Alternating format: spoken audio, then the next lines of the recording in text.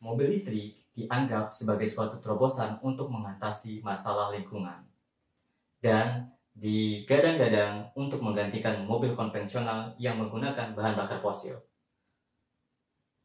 Mobil konvensional yang menggunakan bahan bakar fosil menghasilkan emisi karbon dan menjadi penyumbang terbesar dalam pencemaran lingkungan dan pemanasan global.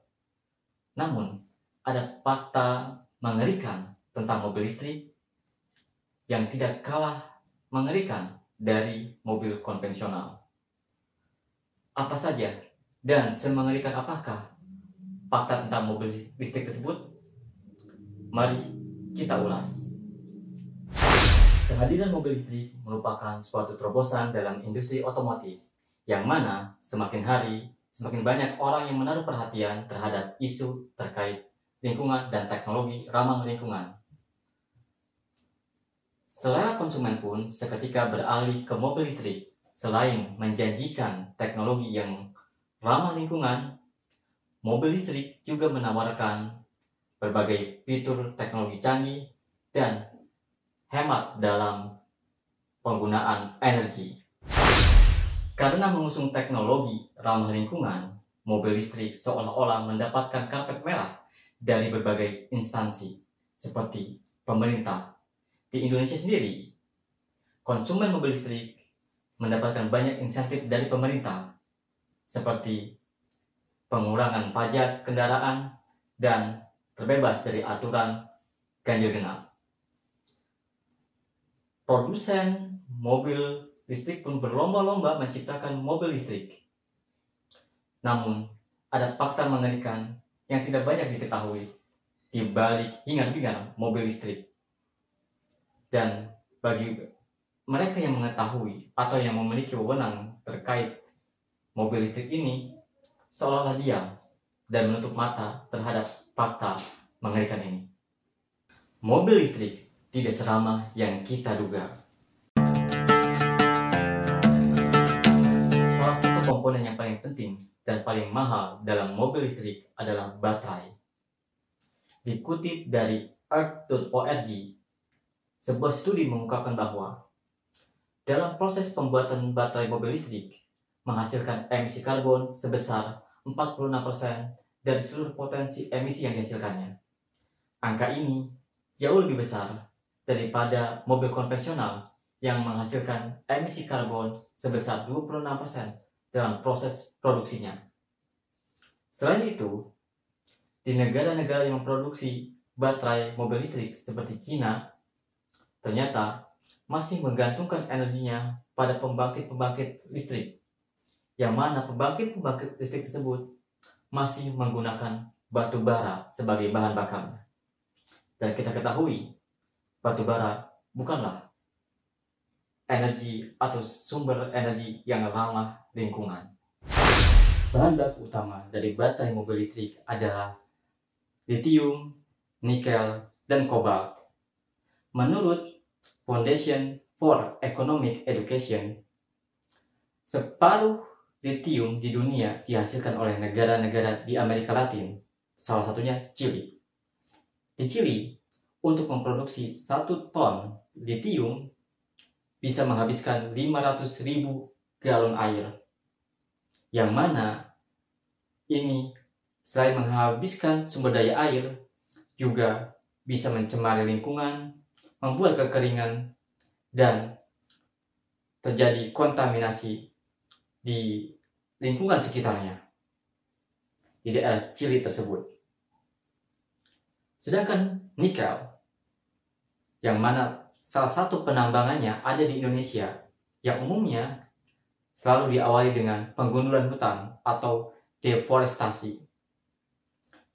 Penggundulan hutan, deforestasi ini membuat kemampuan bumi untuk menyerap karbon dioksida berkurang dan juga mengurangi produksi oksigen untuk bumi. Sementara itu, Kongo merupakan negara produsen terbesar untuk kobalt. 70% kobalt yang ada di dunia dihasilkan dari negara ini.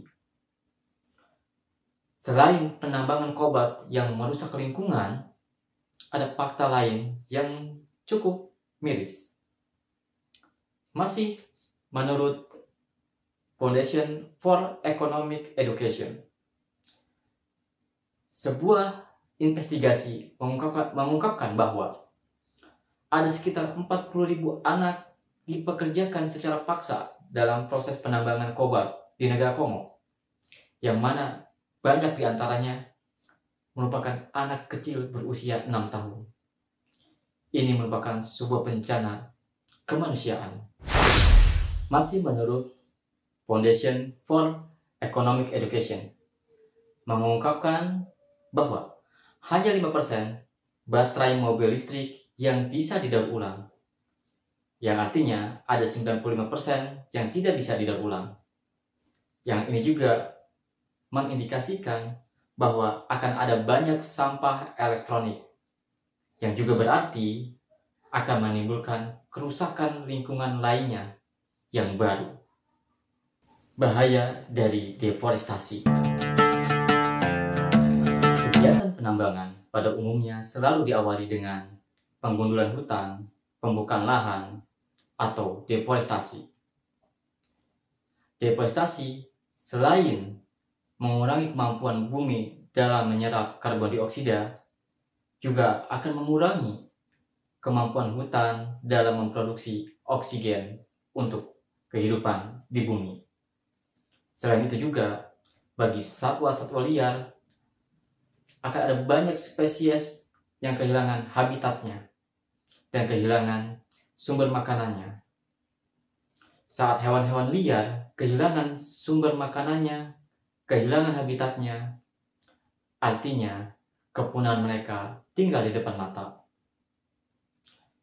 Selain kepunahan, ancaman lain adalah terjadinya konflik sosial antara hewan liar dengan manusia itu sendiri. Satwa-satwa liar yang kehilangan habitat dan sumber makanannya akibat deforestasi akan turun ke daerah-daerah atau pemukiman-pemukiman manusia, yang mana selain membahayakan jiwa manusia itu sendiri, juga membahayakan jiwa atau kehidupan hewan itu sendiri, yang mana bisa saja manusia akan membunuh hewan tersebut, menangkapnya, atau menyiksanya. Yang lagi-lagi, selain membahayakan jiwa hewan tersebut, juga akan mengakibatkan lambat laun hewan-hewan tersebut, apalagi satwa liar yang dilindungi, terancam punah, akan semakin dekat terhadap kepunahannya. Satwa liar yang punah, hewan-hewan spesies-spesies yang punah, itu berarti akan ada ekosistem yang rusak. Rantai kehidupan tidak lagi stabil, yang mana kita sebagai manusia yang merupakan salah satu komponen dalam rantai kehidupan tersebut juga akan mengalami dampak buruknya. Kesimpulan, mobil listrik sejatinya adalah suatu terobosan dan inovasi dalam menciptakan kendaraan yang ramah lingkungan dan merupakan wujud dari kemajuan teknologi. Dan mobil listrik secara operasional telah terbukti ramah lingkungan dan secara ekonomi lebih efisien. Namun, dalam proses produksinya masih ditemukan fakta-fakta bahwa proses produksi mobil listrik masih berdampak sangat buruk terhadap lingkungan. Terobosan dan inovasi ini perlu ditingkatkan dalam proses produksinya. Mobil listrik bukanlah bentuk sempurna dalam hal ramah lingkungan. Perlunya strategi yang berkelanjutan dalam pengelolaan sumber daya. Semoga kedepannya akan ada solusi yang lebih baik lagi.